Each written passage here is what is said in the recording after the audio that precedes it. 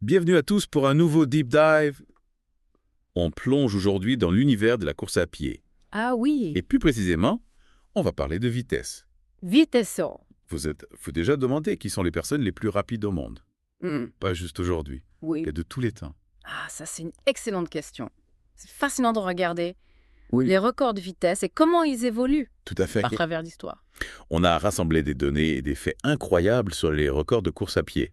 Oui, On va voir qui sont l'homme et la femme les plus rapides historiquement. Et en 2023. alors pour commencer, Oui. il faut qu'on définisse la vitesse en athlétisme. Oui. On va se concentrer sur le 100 mètres, la distance réelle, pour mesurer la vitesse pure. D'accord. Vous savez pourquoi? Bon, Dites-moi. parce que c'est la distance la plus courte en sprint en extérieur. Oui. C'est là qu'on enregistre les vitesses les plus incroyables. Ah oui, le 100 mètres, c'est mythique. On retient tout ce souffle en attendant de voir qui franchit la ligne d'arrivée en premier. Oui. C'est une explosion de puissance. Et le détenteur actuel du record du monde, et donc l'humain le plus rapide jamais chronométré, c'est Usain Bolt.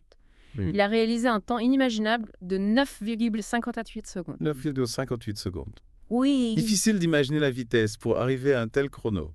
Figurez-vous qu'il a couru à une vitesse moyenne de 37,52 km/h pendant cette course. Incroyable. C'est plus rapide que certaines voitures en ville. Impressionnant. Et son record tient depuis longtemps. Oui. Est-ce que les sprinters actuels ont une chance de le battre un jour? Alors là, Oui. c'est là que ça devient intéressant. En 2023, on a eu une triple égalité pour l'homme le plus rapide au monde. Une triple égalité et flèche incroyable. Le niveau est tellement serré. Ouais. Qui sont ces athlètes? Il s'agit de Zarmel Hughes de Grande-Bretagne, Oui. Noah Lyles et Christian Coleman des États-Unis. Ils ont tous couru le 100 mètres en 9,83 secondes. Waouh. Ils sont à 2 doigts du record d'Usain Bolt. Oui, C'est incroyablement serré. exactement. Même si les conditions de vent étaient légèrement différentes pour chaque course, Oui. cela montre que la compétition est intense. On Mm. pourrait avoir un nouveau record à tout instant. On a hâte de voir ça, Lopin. Et du côté des femmes qui détiennent le record? Alors, le record du monde féminin est détenu par Florence Griffith-Joyner. Oui. Elle a réalisé un temps phénoménal de 10,49 secondes en 1988. Ah oui, une performance incroyable. Oui, son record est entré dans l'histoire. Tout à fait. Étonnez-vous bien. Oui. En 2023, devinez quoi? On a encore une égalité pour le titre de la femme la plus rapide. Encore une égalité, c'est fou. Oui, Dites-moi tout. Il s'agit de Shericka Jackson, de la Jamaïque, et de Sha'Carri Richardson des États-Unis. D'accord. Elles ont toutes les deux couru en 10,65 secondes. Incroyable. On dirait que cette nouvelle génération de sprinteuses est prête à tout exploser. On a hâte de voir ce qu'elles vont accomplir dans les années à venir. Tout à fait. Mais il faut rappeler que la vitesse ne se limite pas aux 100 mètres. Oui, c'est vrai. Il existe d'autres distances, d'autres types de courses, avec des records tout aussi impressionnants. On pense par exemple au marathon, Oui, cette épreuve mythique, exactement. qui demande une endurance extraordinaire. Le marathon exige une résistance et une force mentale exceptionnelles. Eliud Kipchoge détient le record du monde masculin avec un temps de 2,01,09. Incroyable. Et Tigist Assefa détient le record féminin avec un chrono de 2,11,53. Des performances incroyables qui montrent bien que la notion de vitesse est relative à la distance et à l'endurance. Tout à fait. Un sprinter et un marathonien sont deux athlètes complètement différents. Oui, on ne peut pas comparer ces deux disciplines. C'est ça? Chaque coureur excelle dans sa catégorie Mm. et repousse les limites du corps humain à sa façon. C'est fascinant de voir toutes ces performances. On voit que la recherche de la vitesse est une quête perpétuelle dans l'univers de la course à pied. Absolument. Mais quelles sont les clés de ces performances exceptionnelles? Est-ce uniquement une question de talent inné? C'est une question complexe. Oui. La génétique joue évidemment un rôle important. Certains individus ont des prédispositions physiologiques Oui. qui les rendent naturellement plus rapides. Par exemple, une musculature particulière ou un métabolisme plus efficace. Exactement. Mais le talent seul ne suffit pas. Pour atteindre le sommet, il faut aussi des années d'entraînement acharné, Oui. une discipline de fer et une détermination sans faille. J'imagine les sacrifices que ces athlètes doivent faire pour arriver à un tel niveau de performance. Leur vie entière doit être dédiée à leur sport. Absolument. Mm. Leur vie est entièrement dédiée à leur sport. Ils suivent des régimes alimentaires stricts, des programmes d'entraînement intensifs et doivent constamment surveiller leurs conditions physiques. On pourrait presque les comparer à des machines de course. Ah oui, et n'oublions pas l'aspect mental. Oui. La pression doit être énorme lors des grandes compétitions. Tout à fait. Il doit gérer le stress, les attentes du public, la concurrence féroce. La force mentale est aussi importante que la force physique. Oui. Pour réussir dans le sport de haut niveau, ils doivent être capables de rester concentrés, de gérer leurs émotions et de donner le meilleur d'eux-mêmes, même sous une pression immense. C'est impressionnant à la Laurent. Mais est-ce que cette quête de la vitesse a des limites? Existait-il un seuil physiologique que l'être humain ne pourra jamais dépasser? Oui. Est-ce qu'on peut imaginer un humain courir le 100 mètres en 8 secondes, par exemple? C'est une question que les scientifiques se posent depuis longtemps. Oui. Certains pensent qu'il existe une limite biologique à la vitesse humaine, une sorte de barrière infranchissable. D'accord. Mais d'autres estiment que les progrès de la science du sport, de la technologie et même de la génétique pourraient nous permettre de repousser encore plus loin les limites. C'est un débat passionnant, qui soulève des questions fascinantes sur le potentiel humain et les limites de notre corps. Tout à fait. On a vu des records tomber au fil des années. Oui. Alors, qui sait ce que l'avenir nous réserve? Exactement. Et en attendant, on peut se réjouir de voir ces athlètes repousser sans cesse les limites du possible et nous inspirer par leur détermination et leur talent. Tout à fait. Mais au-delà des records et des médailles, il est important de rappeler que la course à pied est une activité accessible à tous. Oui. Un moyen de se maintenir en forme, de se challenger et de prendre du plaisir. Absolument. Que l'on soit un athlète de haut niveau ou un coureur amateur. Oui. On peut tous ressentir la joie de courir, de sentir le vent sur son visage et la liberté de mouvement. C'est un message important à transmettre. On n'a pas besoin de courir aussi vite qu'Usain Bolt pour apprécier la course à pied. Exactement. Chacun peut trouver son propre rythme, sa propre motivation. Oui. Et ses propres objectifs, l'important est de bouger, de se faire plaisir et de profiter des bienfaits de ce sport incroyable. On a beaucoup parlé des sprinters, mais il ne faut pas oublier les coureurs de fond. Ah oui. Ceux qui parcourent des distances incroyables en faisant preuve d'une endurance exceptionnelle. Absolument. Les marathons, les ultra-trails, les courses d'aventure, Oui. ce sont des épreuves qui demandent une force mentale et physique hors du commun. J'imagine la préparation que cela demande. Oui.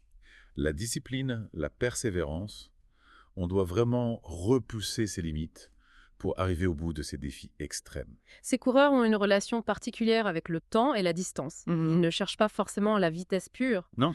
mais plutôt à explorer les frontières de l'endurance humaine, à se connecter avec la nature et à vivre une expérience unique.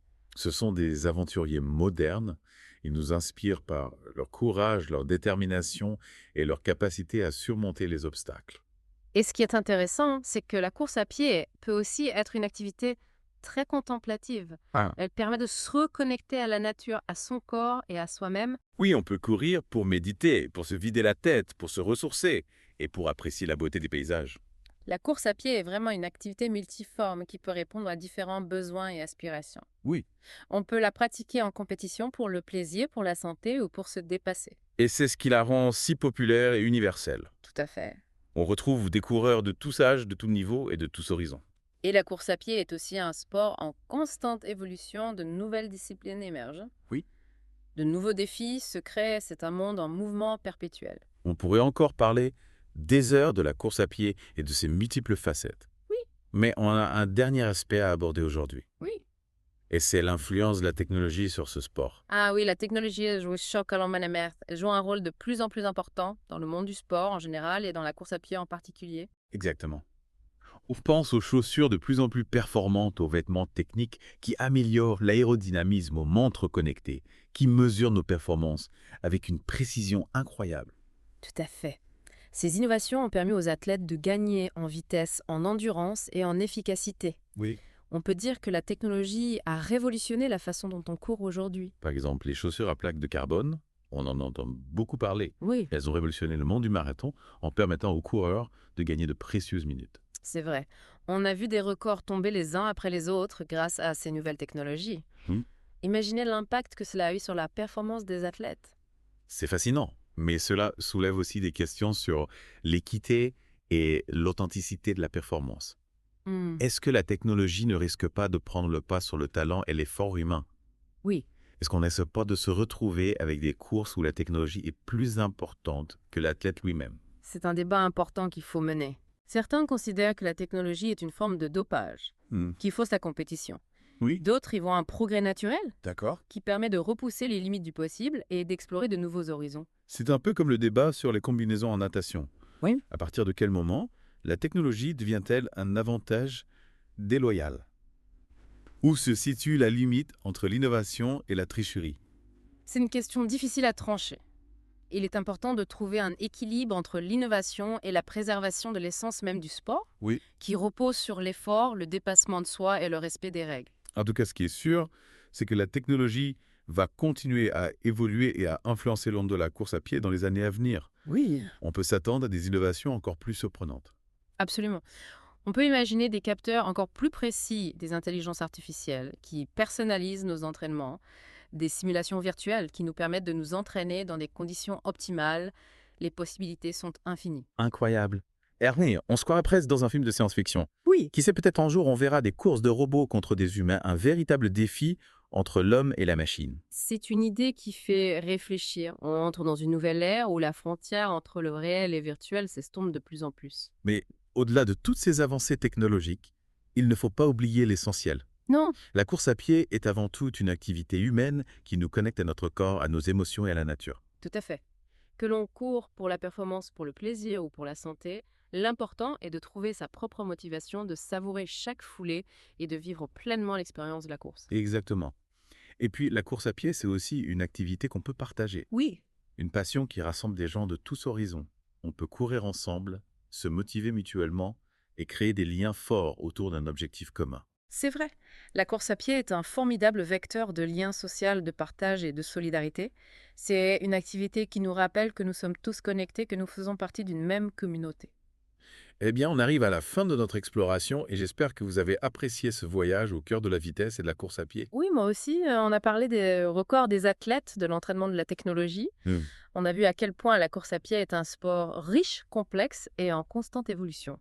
Mais surtout, on a compris que la course à pied est bien plus qu'un simple sport. Oui. C'est une aventure humaine, une source de dépassement de soi, de plaisir et de partage. Exactement.